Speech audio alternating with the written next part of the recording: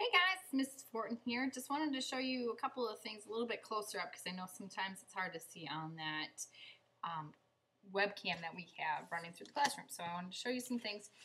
This is our first practice assignment and I wanted to just show you this. So first thing that you're going to need is I sent you some 9x12 pieces of white paper.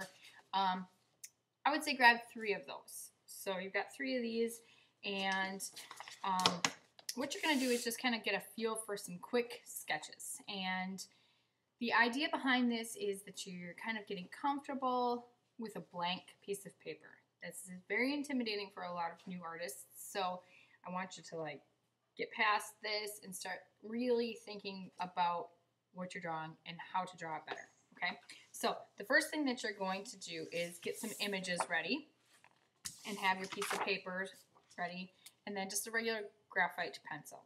Number 2, Ticonderoga number 2 is my favorite.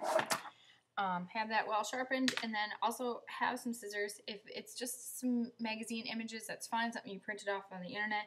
Just have 6 images ready to go, okay? And this should be a quick process, so it shouldn't be something that you're getting hung up on. Don't take forever on the one. You're not showing me your drawing skills right now. You're just kind of doing a quick practice getting past them. It's just a couple ideas to kind of get us warmed up. Practice drawings, warming up, okay? So, get your images. Now, you're going to keep your piece of paper like this. And what you're going to do on this piece of paper is draw 2, kind of cut it in half, but you're drawing 2 frames. So, I'm just drawing 2 rectangles, okay, like this, okay, and this is just going to be my quick practice. So the idea behind this is that master artists or anybody that's mastering something can see things a little bit differently than people that are just learning. So a master artist will look at this and then they can look at their piece of paper and they can begin to plan out how this is going to go on there. So they can draw what they can see or paint what they can see a lot easier than somebody that's just starting out. But that takes practice. So I'm going to show you a couple of tips on practicing. So how do I get this onto here? So, and you're going to practice this with 6 different images. So right now I'm looking at this. And I am actually going to cut it. This one I'm going to actually cut. So I'm focusing on one. Okay, now I've got this image, and I'm going to break this down in my mind, and I'm going to draw it onto here quickly, okay, and I'm just practicing looking. So what you're going to do is look at the image, look at your paper,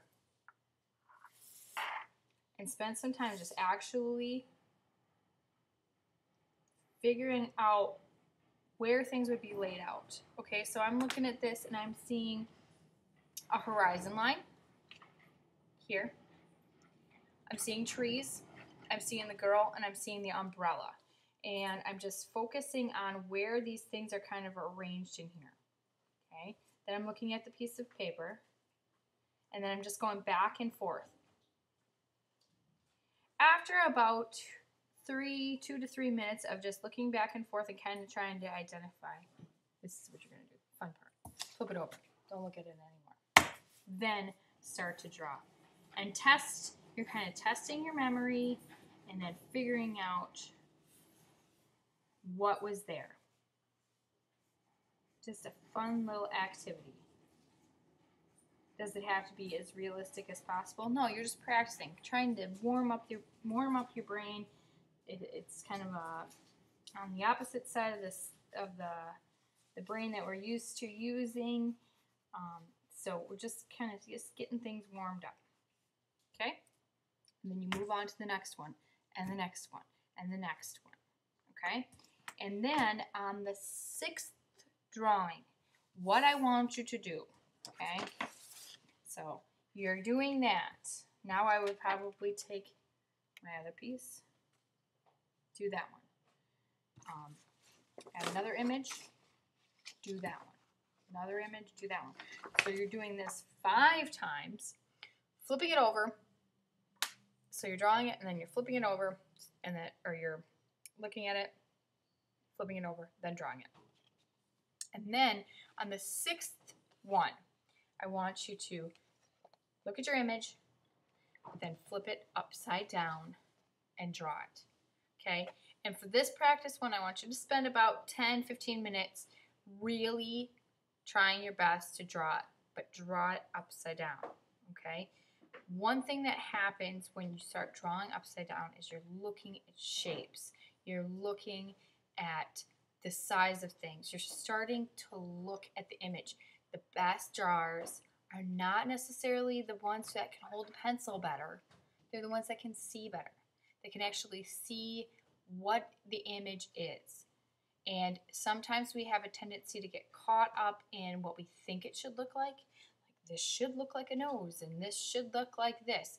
And when we turn things upside down, it just flips the brain. It's like a little switch that turns on or kind of off and says, okay, let's just break it down into familiar things that we have. And we know that this is a circle, and this is a pole, and this is a square in between her legs right there. Okay, so it's just a different way to practice drawing. So kind of a fun way, fun little exercises, 6 exercises to do.